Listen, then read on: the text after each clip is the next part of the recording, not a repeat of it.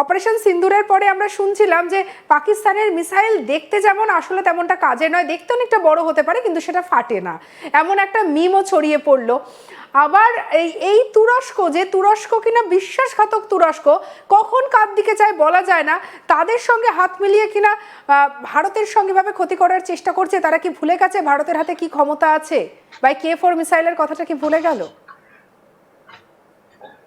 দেখুন, তুরস্ক ভারতবর্ষের বিরুদ্ধে ডাইরেক্ট যুদ্ধ ঘোষণা করবে না। তুরস্কর অতটা ক্ষমতা নেই। আরেকটা কথাও জেনে রাখুন যে পাকিস্তানকে নিয়ে যা যা- যা নাচছে, আমি বাংলাদেশ এবং পাকিস্তানের জিওগ্রাফিক ডিফারেন্সটা একটু বোঝাটা খুব প্রয়োজনীয়। বাংলাদেশের বাংলাদেশের মাথার উপরে ডান দিকে বাঁ দিকে সব দিকে কিন্তু ভারতবর্ষ আছে। পাকিস্তানকে আসতে গেলে ওয়েস্ট নর্দার্ন ফ্রন্ট ক্রস করে এসে অ্যাটাককে সাপোর্ট দিতে হবে, কিংবা জলের মাধ্যমে আসতে হবে। আচ্ছা, আমরা তো এরকম নয় যে আমরা দৃষ্টি যাদের নেই, দৃষ্টিহীন মানুষদের দিয়ে আমাদের সামরিক বাহিনী তৈরি। সুতরাং পাকিস্তানে যেটা বাংলাদেশে ঢুকে গেছিল, সেই পাকিস্তানকে আমরা নাস্তানাবুদ করেছিলাম।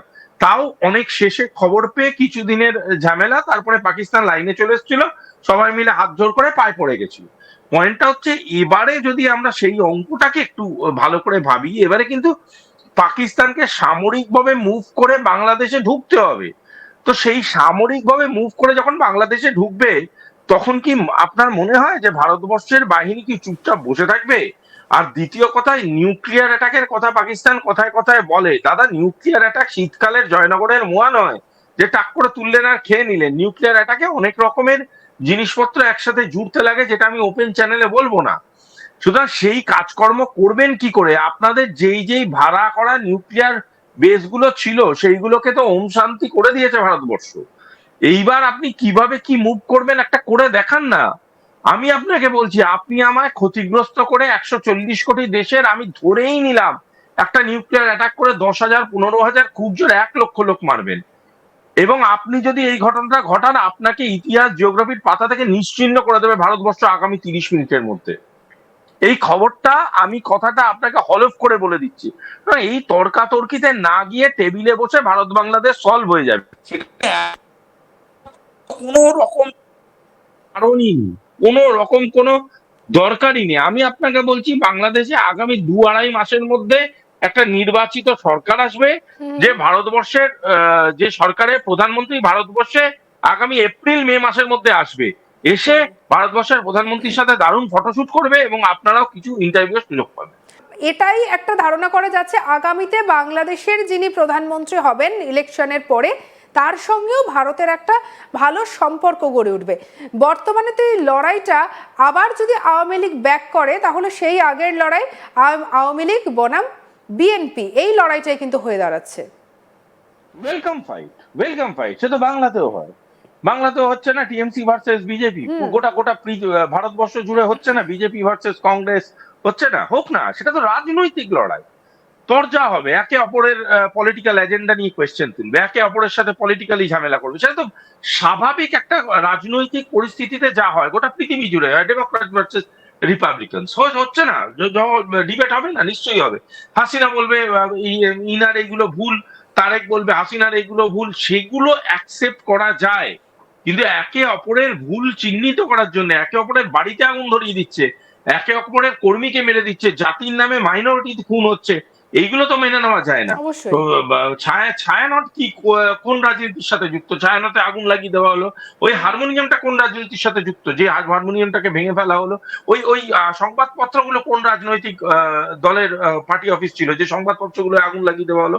শুনুন, এই অরাজকতা যেটা চলছে, এই অরাজকতা বন্ধ করার জন্য পলিটিক্যাল সলিউশন দরকার। এবং এখন যে পলিটিক্যাল ডিবেটটা হচ্ছে, দ্যাট ইজ বিফোর ইলেকশন, যে ডিবেটটা, উই ওয়েলকাম ইট। এটা হওয়া উচিত। এই পলিটিক্যাল ডিবেটটা হোক না, কি অসুবিধা আছে? এই পলিটিক্যাল ডিবেটটা হোক, সিটের ভাগাভাগি হোক। তবে এইটুকুনি বলা যেতে পারে, শুধু আমেরিকা যেটা বলেছে সেটা নয়, গোটা পৃথিবী আস্তে আস্তে বলতে শুরু করেছে, বাংলাদেশের অল ইনক্লুসিভ ইলেকশন হওয়া প্রয়োজনীয়। বাংলাদেশে অল ইনক্লুসিভ ইলেকশন হলে আওয়ামী ফিরে আসাটা প্রয়োজনীয়। আওয়ামী ফিরে আসুক, বিএনপি লড়ুক, আওয়ামী লড়ুক, সবাই লড়ুক, বাংলাদেশের মানুষ ডিসাইড করুক। আজকে যেহেতু ইউনিসকে কোনো পার্টি নিতে চাইছে না, আজকে ইউনিস যেহেতু সব পার্টির কাছে একটা বোঝা হয়ে দাঁড়িয়েছে, এনসিপি পর্যন্ত ইউনিসকে আর পাত্তা দিতে চাইছে না, তার পদত্যাগ চাইছে জামাত, এনসিপি সবাই। তার জন্য ইউনিসের মতো একটা বোঝাকে কাঁধে করে চলতে হবে বলে গোটা বাংলাদেশের ভোটকে পিছিয়ে দিতে হবে, সেরকম তো কিছু না। হাঁটিয়ে দাও ইউনিসকে, ইস্তফা দিয়ে দাও, সরিয়ে দাও ইউনিসকে। ইউনিসকে সরিয়ে দিয়ে ইলেকশন, যে ঘোষিত ইলেকশন আছে সেই ইলেকশনে অল পার্টিকে আনো, সবাই সবার মতো প্রচার করুক, প্রচার করে ইলেকশন হোক, দেখা যাক কত কত ধানে কত চাল, দেখা যাক কে কত জলে আছে। এই ধরনের কথা বলার কোনো মানে নেই যে মোহাম্মদ ইউনূস যেই ধরনের পলিটিক্সটা করছে সেটা বাংলাদেশের অপূরণীয় ক্ষতি করে যাচ্ছে। এই একেবারে অপূরণীয় সুভাষিস বাবু, ক্ষতি থেকে বাংলাদেশ। আপনি আমাদের সঙ্গে থাকুন। বাংলাদেশ ঠিক কিভাবে শাসাচ্ছে, কিভাবে ভারতকে বারবার ফাঁকা আওয়াজ দিচ্ছে, এবারে তার একটা উদাহরণ আপনাদেরকে দিই। চলুন একজন অবসরপ্রাপ্ত কর্নেল ঠিক কিভাবে শাসিয়েছেন সেটা শুনুন। সীমান্ত হলো তার কাটা বেড়া। আমরা বাঙালি এক জাতির যাই, এক জাতির দেশ। ওই তার কাটা বেচে কট কেটে বেচে কট করে খেয়ে আপনার মিশে যাবো আপনার বাঙালির সাথে, পশ্চিমবঙ্গের সাথে। যে দল আগামীতে আসবেন তাদের জন্য হুঁশিয়ারি, ভারত প্রেমে মরবেন না। ভারত বলে কোনো জিনিস দেশে চলবে না, ভারতের পণ্য চলবে না, ভারতের কোনো কথাই এ দেশে চলবে না, সোজা কথা। আমরা অনেক সহ্য করছি, আর করব না। স্বাধীন হওয়ার পর থেকে হিল ট্যাক্সে আপনি উত্তপ্ত করে ফেলছেন, আর আমরা ছাড় দিব না। এখন আপনি